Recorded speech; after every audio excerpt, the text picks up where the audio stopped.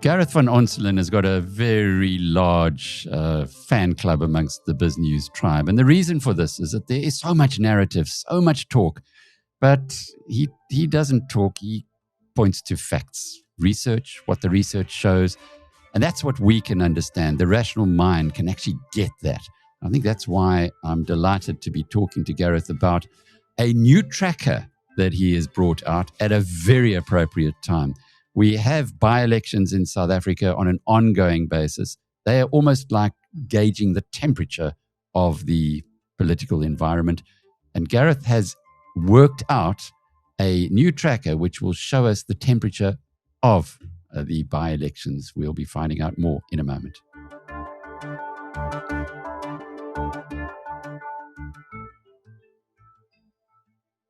What made you want to do this, Gareth? Was it by-elections, I suppose, up until 2024 were kind of irrelevant, given that the ANC dominated so much and they might win or lose one here or there, and they're always at a local level. But things have really changed in the past couple of years with whole councils moving due to the results of by-elections. What, though, motivated you to go? You've got a big job as the CEO of Victory Research, so this is something, an additional task that you gave yourself. Why? Yeah, so I think the brutal answer to that is I'm just a bit of a nerd. And I love numbers and I love stats and I love ordering them so that they make sense. I think by-elections are a particular gray area in South Africa. Outside of Wayne, I think, who does an excellent show on your channel and writes for the Daily Maverick, there's not much in terms of analysis of them. And one of the problems is, while someone like Wayne is, I think, without peer when it comes to explaining local politics and what's happened in a particular set of by-elections and what the driving forces are on the day, there isn't much data out there that takes a step back and looks at the bigger picture. What do all the numbers say over time? And so this tries to address that. It tries to provide some broader context to the trends that underlie by-elections outside of any one particular week. And I think it does that pretty effectively. We'll have to see. I mean, it's a brand new product. This is the first edition that I'm showing you now, and I've actually just sent it out today. And just if I could just take a second to say, it's only going to be available on email, but it's available to anyone. It's totally free. If you want one, you just have to write me an email with your name and email address at garethvanonselen@gmail.com, and I will add you to the mailing list.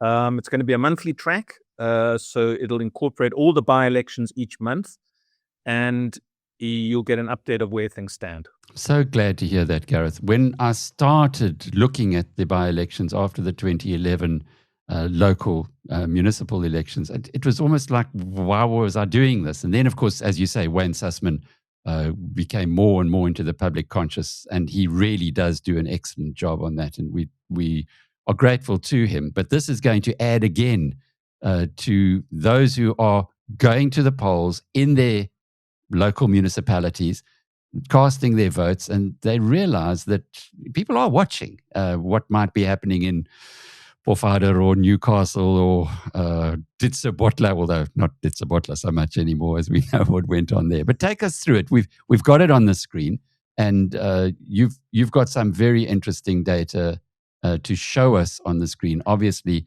I will try and theatre of the mind for those who are just listening to this, give them some insight as well. Yes. So, okay, I'll take you through it in a second. Let me just make some points in abstract. The graph, the tracker has every single by-election in it since the 7th of September 2011. So that's 2 full by-election cycles, and also every by-election in 2021 so far.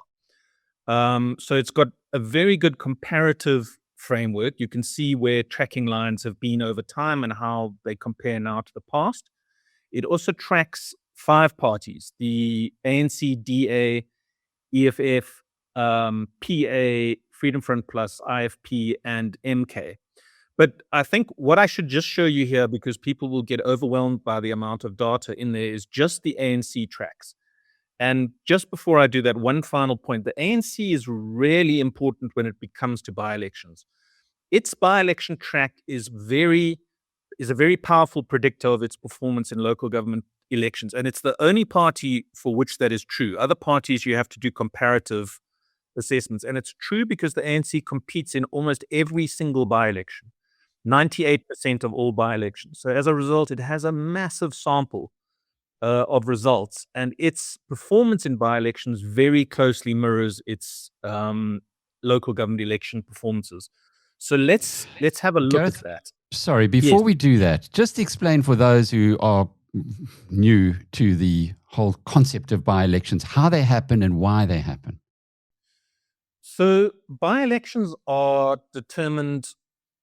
Well, first of all, you have a local government election, and in a local government election, every single ward is up for grabs, and you vote on two ballots: a PR ballot, which is for the party and who will run the administration, and a ward ballot, which is for your particular area where you live and your ward councillor in that area.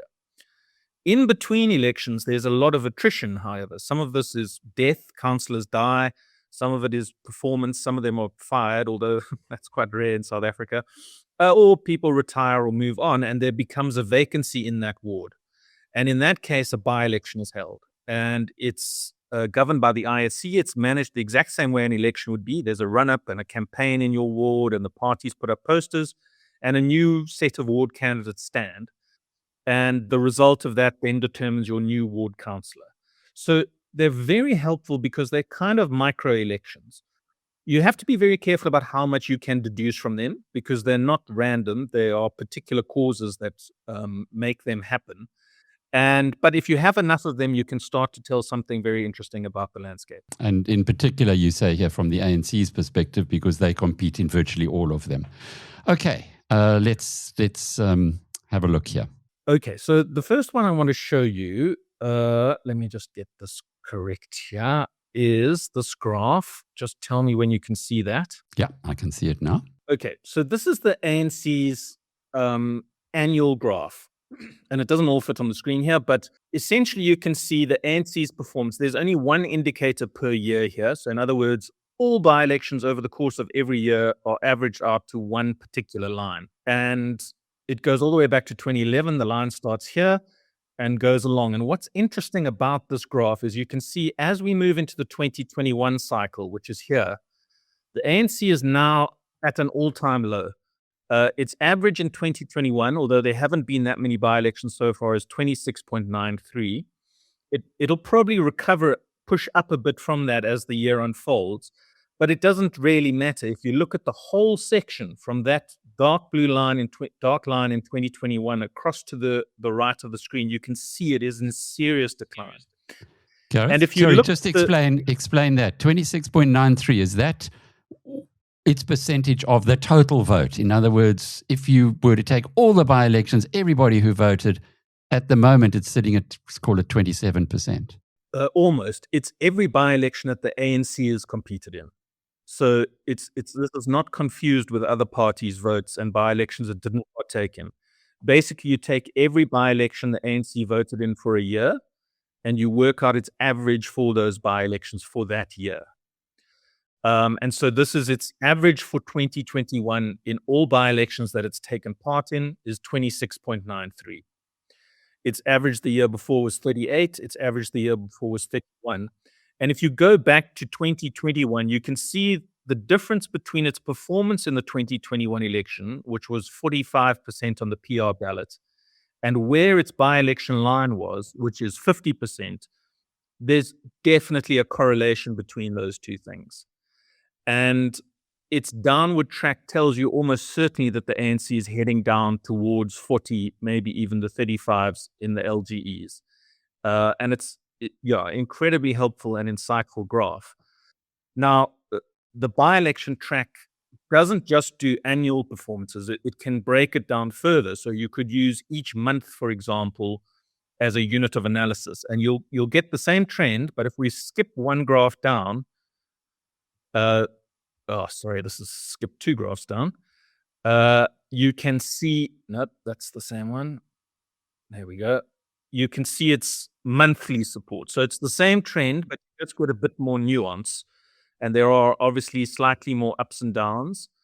But again, it is remarkably close to that LGE result in 2021. And in fact, if you go back to 2011, you can see how close it was there as well. And so this really is a helpful indicator as to the health of the ANC.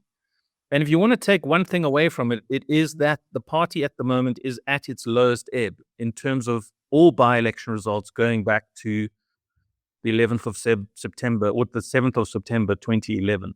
Is this due to anger or is this just due to apathy? So that's a great question. I think it's both things.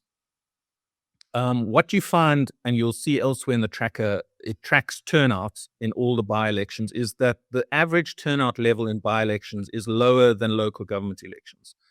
So as a general rule, people don't take by-elections as seriously as they take local government elections. So that's the apathy point of view. It's kind of hardwired into by-elections. But there is also the fundamental problem of alienation, unhappiness, and discontent with the ANC, which is also driving down its vote. And those two things are coming together, I think, not just in by-elections, but in local and national elections as well, to systematically drive the ANC down. These are scary numbers. If I was sitting in Latuli House right now and looking at this, it's the kind of thing that I would be calling a crisis committee together for and saying, how the heck are we going to turn this around? Is there any sense from where you sit that it's appreciated how much trouble the ANC is in? Because as you say this, when you see the graph on the screen, which those who are listening can't, but it is at an all-time record low of 34%, it would suggest that if you're in a crisis, you better start doing something about it. Yeah, so I don't think that there's anything that the ANC can do about its by-election performances. And I do think that the party, or at least those who matter in the party, the key decision makers, are aware of the extent of its decline. I don't think that realization has filtered all the way through the party. And I think it becomes less and less powerful the further you get away from the ANC center. And that's just evidenced by the way the party behaves. Its competence reduces dramatically the further you get away from national. Local government is by far the most damaged institution in our government structure. And so I don't think that urgency exists at local government election. There are probably people at Latuli House who are panicking about the ANC's percentage. Whether that has filtrated through the party, I don't think so. I don't think the whole of the ANC as an institution, as regards its organizational culture, has clicked that, it carries on like this and the end is nigh. And what is the tracker telling us about the likely outcome for the local government elections later this year, or we believe they're going to be in November? So as it stands, and as I said, its most powerful predictive value is with regards to the ANC. It suggests the following: the ANC is headed for around 35%. As things stand, and going by the tracker, this is not my personal prediction. This is what the tracker suggests. It also suggests that, interestingly, the turnout has stabilized at a very low level at around 40%, but that it might not decline as much as it did in the previous election, and it might come out at around 40%. Again, that's what the tracker suggests is happening out there. With regards to the DA, it suggests that the DA you have to compare comparatively because it competes in far less by-elections, and so it can be far more selective and only compete in by-elections, which it does very well in. So its vote looks inflated. But you can compare whether it's up or down from previous years, and by that measure, it is up significantly from previous years, and it does align with public opinion polling that the party does seem set to improve on its performance in a measurable way. MK doesn't show up as powerfully as it does in public opinion polling, but it has a very solid track, and it competes in a lot of by-elections. It's competed in 107 by-elections since it was formed, which is a staggering amount. I mean, the DA has only competed in, I think it's 200 odd this cycle. So it's already halfway there. And it's averaging sort of in the mid-20s, around 22, 23. It's won a significant number, though. It's won, I can't remember the exact figure offhand. It's in the track somewhere around 9 or 10, I think, maybe even in the teens. So it is proving to be a real force in KZN. But those are the kind of broad trends. And it does align, and it does prove that the tracker is viable if you read it in the right way with your public opinion polling. What about the EFF? Last week, Wayne Sussman explained to us that they'd had a terrific performance in a Cape urban area. Is that part of what the tracker generally is saying? In other words, that the EFF is starting to improve, or was it perhaps just a very strong candidate in that by-election? Let's have a look at the EFF's tracker to answer that question. So this is its monthly average. Just tell me when that appears in the right way. Sorry, no, it's gone down too far. This is really, there we go. Okay, so you can see that this is both cycles. It's a different kind of graph, and the cycles are stacked on top of each other. So you can compare the 2021 election cycle to the previous one, the 2016 one. And the 2016 one is in dark red here for the EFF. So that was its performance in the 2016 cycle. And you can see that it lies lower than the 2021 cycle, the current cycle we're in. You can also see how accurate the 2016 cycle was. It finished on the LGEs, the 2021 LGEs, and it got the EFF exactly right, 10.16. And the reason for that is the EFF, although not as much as the ANC, but it is the second most competitive party in the country. It's competed in 337 by-elections this cycle, and it also produces an enormous amount of data. On the same graph, you can see its 2021 performance, which is above the 2016 cycle, significantly, about 4 or 5 points above, and consistent. It's not up or down, it's very flat, and it's coming in at around 12 or 13%. And so the by-elections suggest, and this could be a very insightful bit of data ahead of the local government elections, because there is a widespread public narrative that the EFF is in a terminal decline. That actually its base support is really solid. It's not going through the roof. It's not doing anything spectacular, but it is solid. It is there. It's turning out in by-elections, and the EFF's graph over time is better than it was for the last cycle. Wayne has also given us some insight into a number of victories from the Patriotic Alliance, which is going into this cycle, the coming cycle, a much stronger competitor than it was previously, given that it's won some of these by-elections. Does it show up well on the tracker? Yes. So I'll put the PA's graph up now. The PA, MK, and Freedom Front are all on the same graph because they're really small. But there is something you have to be aware of with the smaller parties. They compete in a tiny amount of by-elections. And so their graphs fluctuate wildly. It's one of the reasons why only these 6 parties are in. Below that, the data is too little to properly capture their performances. So just bear in mind that what you're going to see is going to fluctuate quite wildly. But let me show you there the Freedom Front and the PA support. Can you see that? Okay, so the PA is the light green line. And this, by the way, is the annual average for each of those parties. It's not the monthly average. So you can see over the last 3 years, there is no doubt, and bearing in mind that the PA is highly selective and only competes in a small amount of by-elections, that it has gone through the roof as far as by-elections go. I mean, that graph is going almost vertical. So its performance in the select number of small by-elections that it does take part in has been exceptionally good, and that is reflected in the data. You can see also that the FF Plus has had a really good 2021 so far. Its graph also seems headed up. MK, well, in fact, all of these 3 lines for 2021 could be a bit misleading because we've only had a small sample of data for 2021. It's only March. And we need to see how they play out over the next couple of months to get a true read of where they're going to end for this year. But I would say MK's line is relatively flatter than it looks there, and it's averaging around 20% or so. But without a doubt, because it goes back at least 3 years, you can see that PA graph is headed in the right direction. So that means one or two things. Either it's brilliant at choosing which particular by-elections to contest in and avoiding ones where it could get hammered. So it's created this massively powerful artificial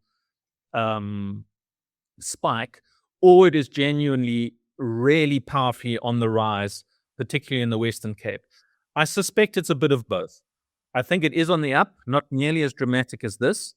And it is doing well in the Western Cape, and it is a genuine reflection of an increase in support for the PA, just not to this extent. Freedom Front Plus is interesting, that improvement as well. And just for those who kind of not following it, there was a local government election in 2016, and then what Gareth is explaining when he talks about the 2016 cycle, that went up for the next 5 years before the next local government election in 2021, which is the next one, of course, will be 2026. So every 5 years. And when he talks about 2021, he means that in that cycle, people who were elected in 2021, who died or left or were resigned or kicked out, they had to have another election in that area. And that's what he's referencing. With the Freedom Front Plus, they've got a new leader in Corné Mulder. He's an experienced campaigner. Has he been a little bit more selective as well in the by-election so that they would show up better? Look, the FF has always been selective. I mean, the thing you have to understand about the smaller parties is they have far smaller budgets. So they literally can't afford to compete in as many by-elections, and they have to be very strategic about choosing those by-elections where they have the best prospect of success. And success, in the case of the Freedom Front, which has never won a by-election, is showing growth and showing momentum. And so, I think that goes all the way back. For years, the EFF these smaller parties are very good at choosing those by-elections. So I don't think there's been a strategic change recently on the part of the EFF, part of the FF.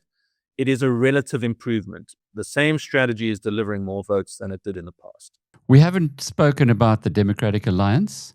Could you take us through their performance and how they're doing? And it's been interesting watching some of those by-elections where the DA in obviously its stronghold areas has been coming in the 90s, which seems almost impossible that you'd get, I think I've seen 95s and 96% in certain areas, in certain wards, which really gives you a complete dominance and an unlikely dominance when you're talking about an election. But overall, how is it doing?